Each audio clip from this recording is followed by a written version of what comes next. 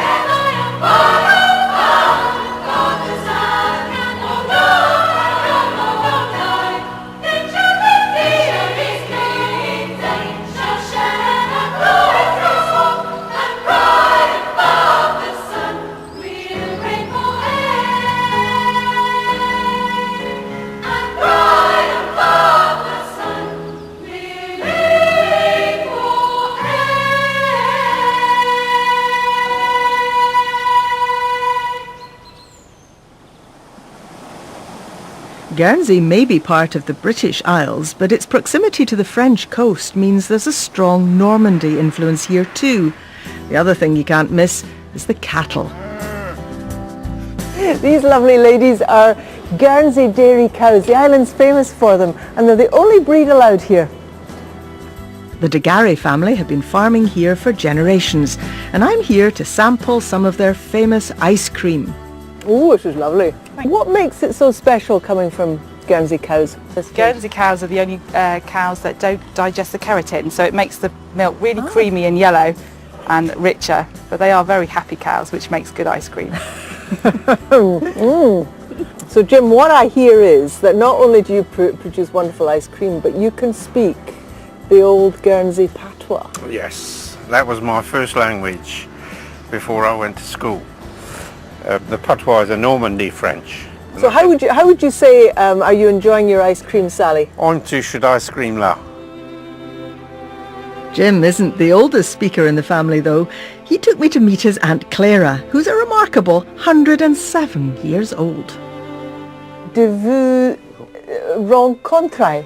I'm pleased to meet you. My patois is very bad. It's fascinating that this is a mixture of French and something else. It's different to French. Yeah. Well, I'm wondering if you and Clara could introduce our next hymn for us in Guernsey patois. Père, écoute la prière que nous t'offre. Which is in English. Father, hear the prayer we offer.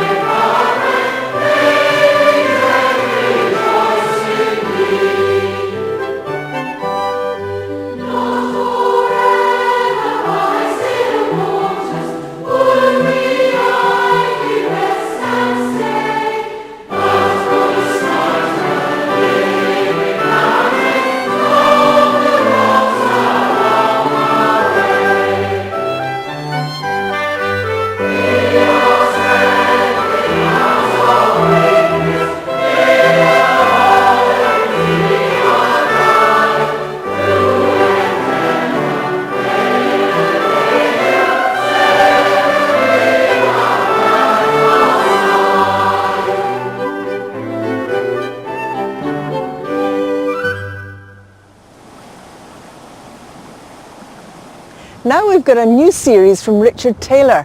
Over the next few weeks he'll be exploring the birthplaces of the different Christian denominations in the UK.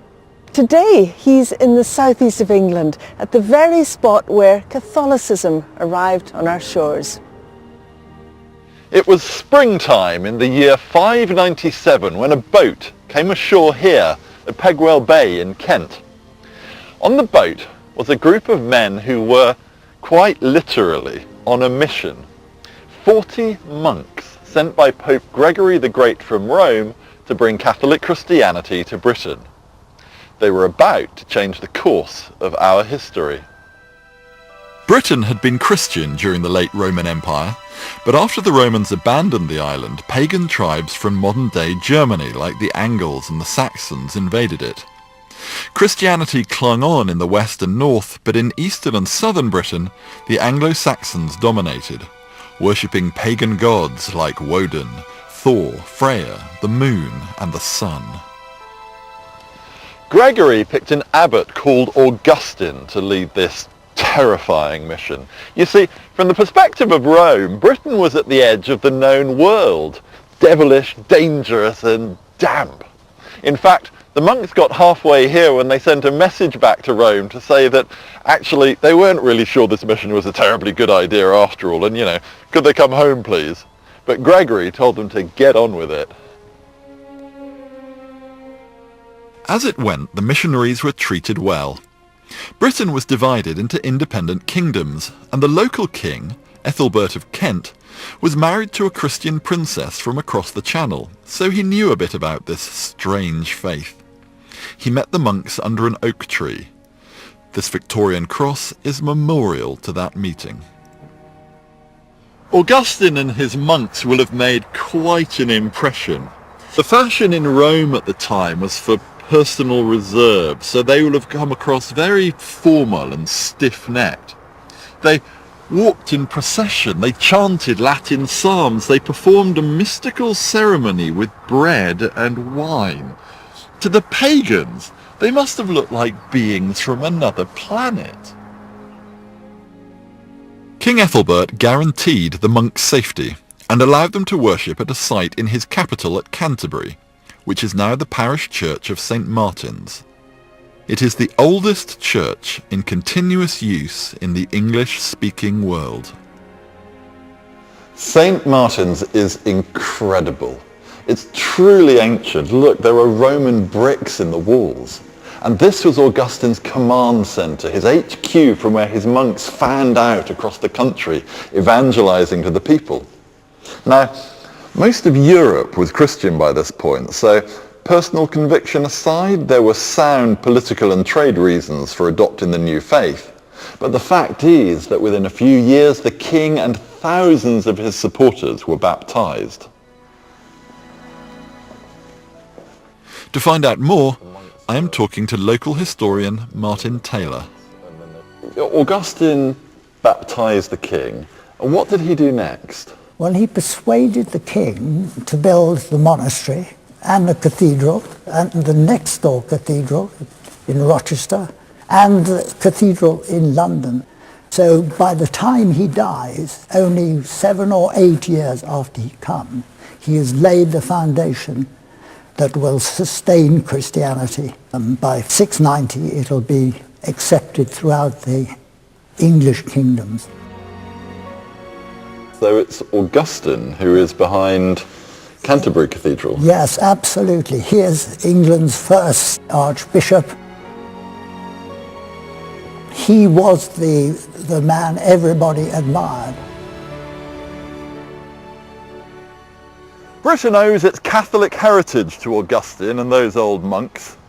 But what happened to the pagan gods? Did they just disappear?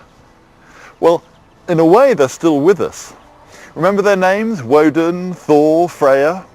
They found a hiding place in our days of the week. Woden, Wednesday. Thor, Thursday. Freya, Friday. Happy Sunday.